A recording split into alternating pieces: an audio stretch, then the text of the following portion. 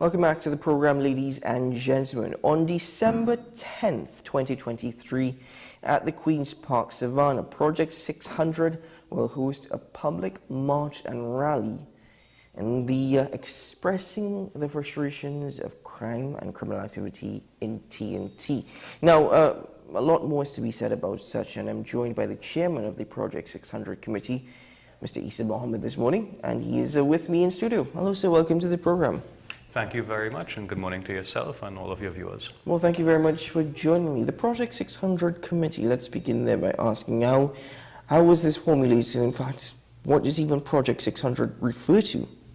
So the whole idea behind Project 600, it's something that came up with myself, my friends, my family, as a desire to take some sort of action against what we see as the biggest challenge facing society in Trinidad and Tobago today, which is the crime situation. Now, we know that crime has been bad for a long, long time, but we feel that, I think everyone feels that this time it's sort of different. As in, when we were kids in the 90s, at least myself, there was a sort of at least an undercurrent of optimism that things are going well in the country, and maybe that prosperity that we had in the country would translate into security in the long term, that things would trend to get better over time. Looking back on it now, it seems that maybe that was a bit of a fool's hope, because things have in fact progressively got worse. And now we have to face this reality that perhaps there is no light at the end of that tunnel, and that things will just continue to go from worse to worse as we see the tentacles of criminality spread into our institutions.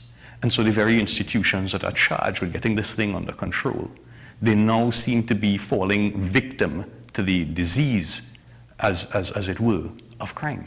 So we're looking at a situation where it seems less and less that things are going to get better. And when we look at those in society that are tasked with getting this thing or keeping it on track or fighting against it, we find that the responses that we're seeing, they don't seem to be meeting the challenge in the way that it needs to be met.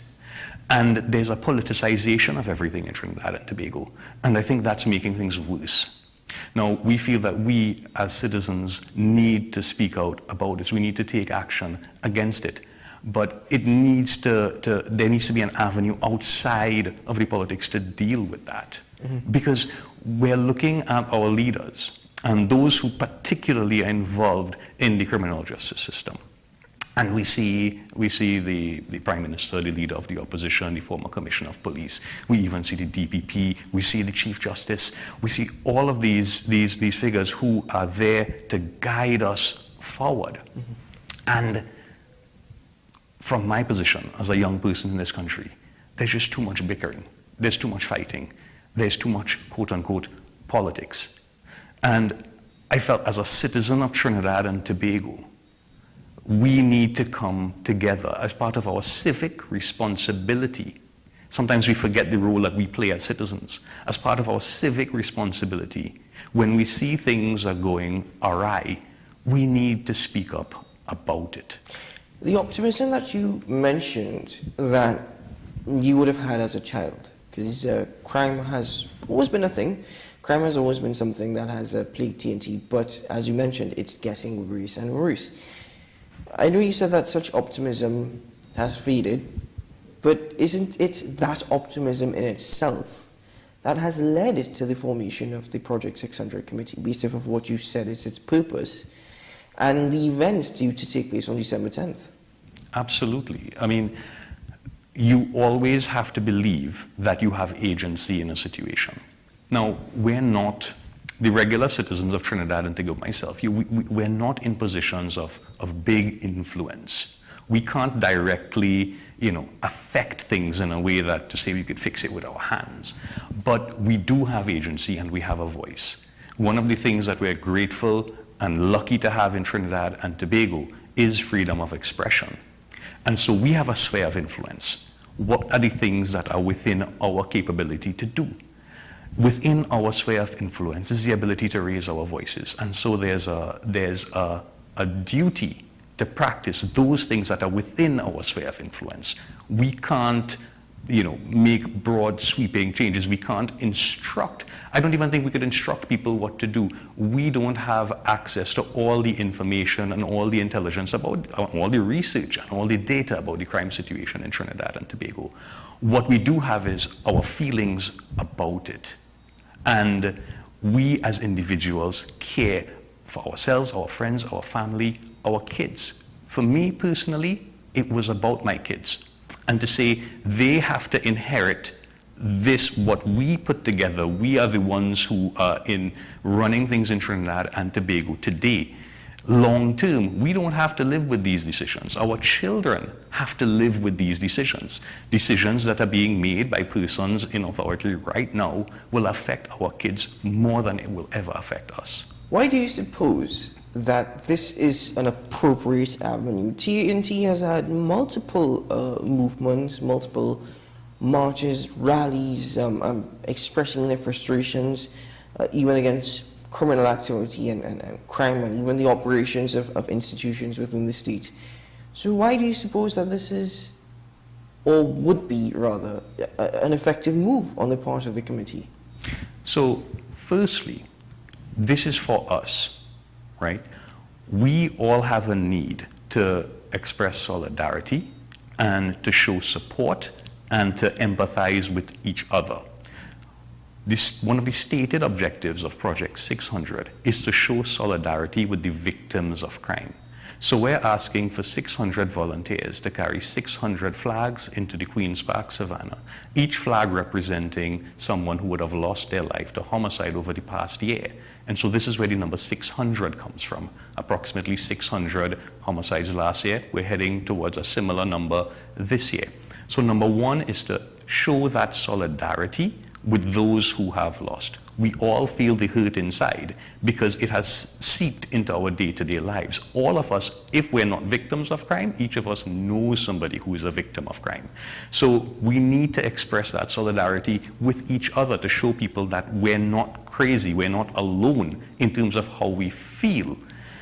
That's point number one. Now, point number two is that you say we've had marches, you say it's been tried before. My personal opinion, it's probably not been tried enough, and we've had too little of these marches. The last big march I could remember, the last big march against crime that I could remember would have been the death march by the Ketan Shah 136 committee, Stephen Cadiz. Everybody talks about that. When I bring up Project 600, people say Ketan Shah 136. That was 18 years ago. 18 years ago. And people still bring up that one. It's been 18 years. We should have had one every year. We should have had one every 6 months. Look at where the crime situation is going. We are not acting enough. We look to France, where they tried to raise the retirement age by what, 2 years? And the entire country went into uproar. We need to take back that control into our hands. But I think part of it is the politicization. So everything has become polarized and politicized. So whoever is in power, their support base never wants to take action for anything. When one party is in power, their support base will not take action. When the other party is in power, their support base will not take any action, because any action is seen to be supporting the opposite political faction. We need to depoliticize the situation. And very importantly, I want you to hear this. The political leaders sometimes do not have room to maneuver. Even within your party, there are voices, and there are extreme voices within your party calling you to behave a certain way. And sometimes I empathize with our leaders, and I think they need an avenue to take us to a more common approach. If our political leaders need to soften their positions right now, as we hear the public spat taking place, if they need to soften their positions right now, then maybe thousands of people in the savannah marching to crime will give them that room that they need to maneuver within their organizations to soften their positions and say, what, you know what, guys, I know you all don't want to compromise on this here point, but look, there are people in the savannah. And maybe we need to soften this a little bit and come to a common consensus. Now, bear with me here for a bit, because I understand that you said that part of this is largely due to civic responsibility. There is also that concern for the next generations or generations to come. I understand that. But how society thinks, how society reacts, may not necessarily be as empathetic as you've described yourself to be, or empathetic for me understanding where you are coming from. The first reaction that many people in society are going to be is, this is also a political march. This is something that is against all efforts currently being undertaken. People will label this committee and yourself that way. And how do you intend to respond to that? The whole objective of this exercise is to provide an avenue outside of politics for people to express how they feel.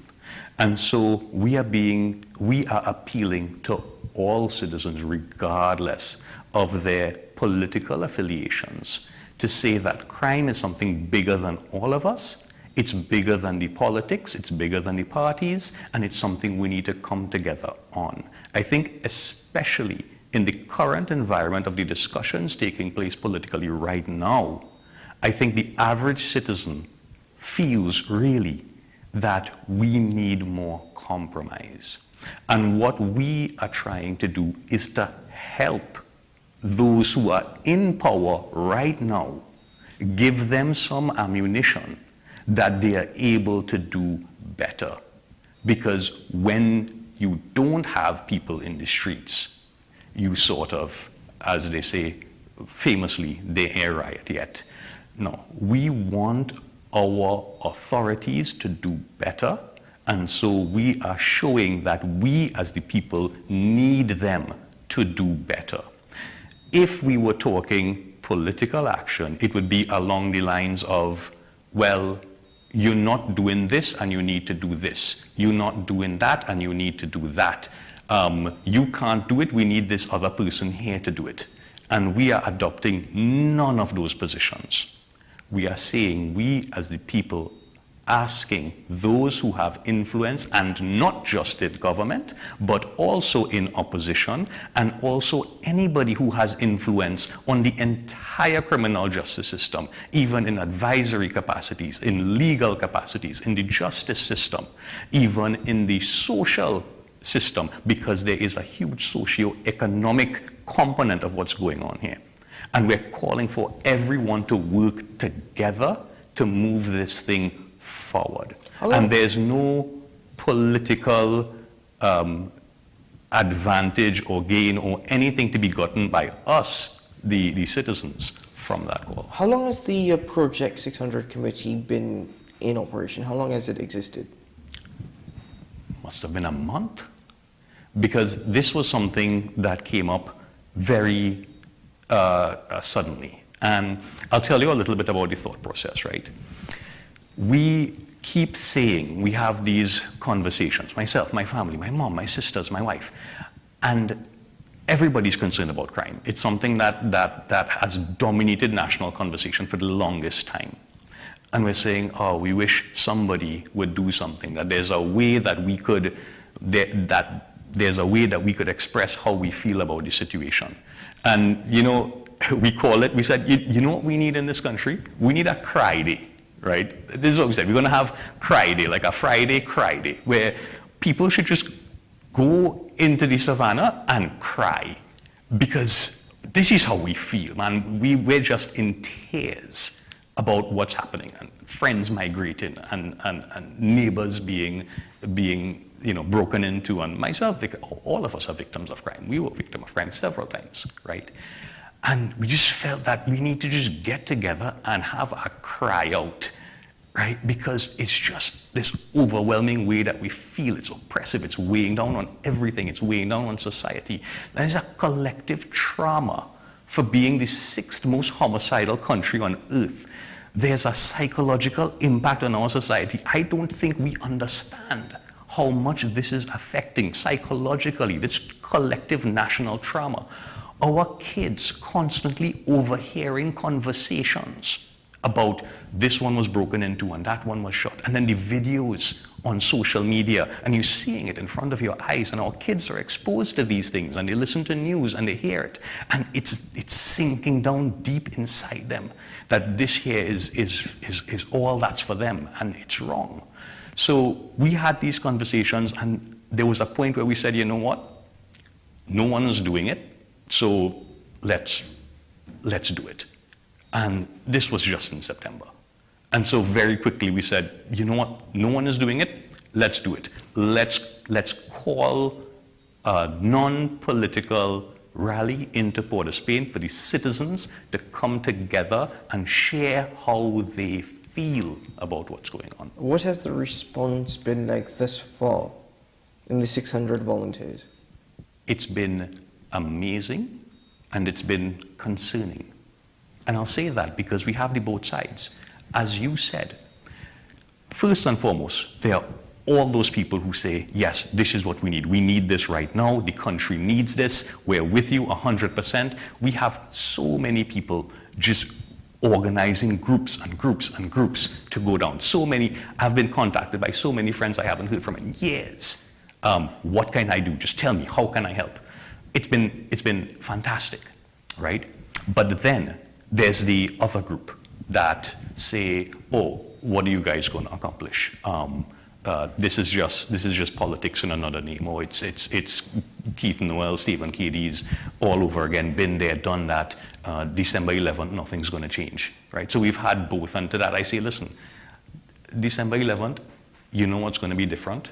That all of us who went down there, we would have done something, right? And there are those who say, well, this is a waste of time. Well, quite frankly, sitting down on your couch and watching Netflix is a waste of time too. Yikes. That's what I did this weekend. But anyway, again, I understand what you're saying, but it's not going to happen overnight. So December 11th, things obviously will still be the same. It's nothing going to happen overnight. So what does this mean for the long-term operations of the Project 600 committee, or the long-term activism? We have this other part of it about non-violent conflict resolution, right? That we need to start a discussion on non-violent conflict resolution in the country, because violence can't be the answer to all of these problems, and we have problems, and right now violence is being chosen. We like to say we're not marching against any one type of crime. We're marching against all crimes. All crimes. What they say, blue collar, white collar, what have you. It's all crime, it's all criminal activity. Yes, we're giving special emphasis to the victims of murder, because I would like to suggest that they are the ones who have been most affected. That particular crime is the worst. Right? But we're highlighting all crimes, and we're talking about non-violent conflict resolution, and we want to start a national discussion on it. That's number one. And number two, to your point, we want to normalize a culture of activism. We want to get to the point where we could have these marches and have them regularly when something is going wrong in the country. We used to do it, you know. Trinidad used to be a place where go back in the history, water riots, Butler, so many. Right? We have a long history of this thing. And for some reason, in recent decades, we've turned our backs on that history of protest and march and civic action. And I am calling it civic responsibility. Has frustration and disappointment led to acceptance? Obviously. So I'm not criticizing anybody for adopting that position, because this has been our history. It's happened decade after decade that there has been inaction, and no results, right? There's a point to be made here that we can't give up on fighting for what we want.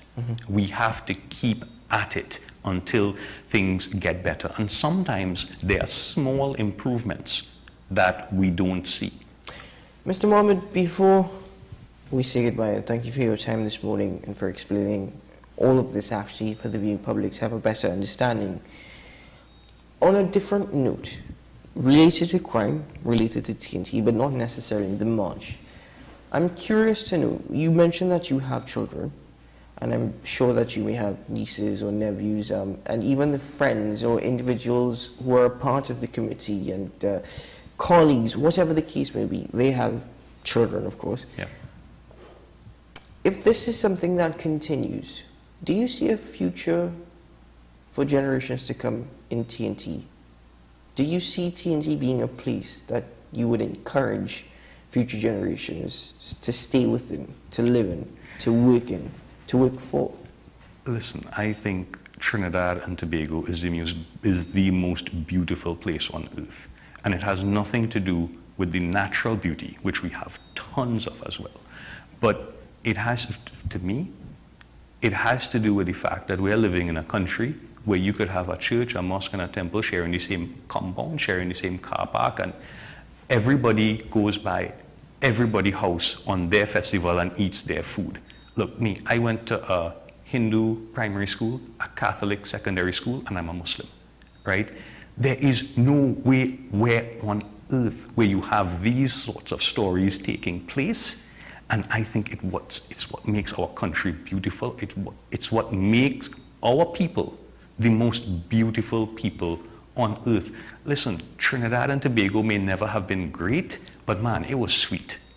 Once upon a time, it was real sweet. Personally, I still believe it is. And I'm saying that. I'm saying that. We have everything to live for. We have everything to fight for. We have the potential in this country to be the sweetest place on earth, and I 100% believe that. So is it worth it? Is it worth fighting for? Is there a future? Absolutely, man. This is God's place, man. We do have paradise right here, but we have a responsibility to take care of it. And this is what we're doing by these actions. We have to take this here paradise that God gave us, and we have to do our responsibility as His agents here on earth to take care of this place and keep it well. He made it for us, but we have to keep it. Should people want more information or even to volunteer to be one of those carrying the 600 flags, whom can they contact? How do they get in contact with the committee? The website is project600tt.com. There are links there. There's the WhatsApp number, the WhatsApp group, email. We are on Facebook. We are on TikTok. We are on Instagram. Just search Project 600, Project 600 TT. The website project600tt.com. All of the information that you need is on those social media platforms. Mr. Mohammed, thank you very much, and to the rest of the committee members, all the very best on December 10th and the events leading up to December 10th, of course. And following December 10th, the future of activism, another conversation that we are due to have. Thank you so very much. Glad to be on your program, and I appreciate the time to share this message with your viewers. Thank you very much, sir. All the best.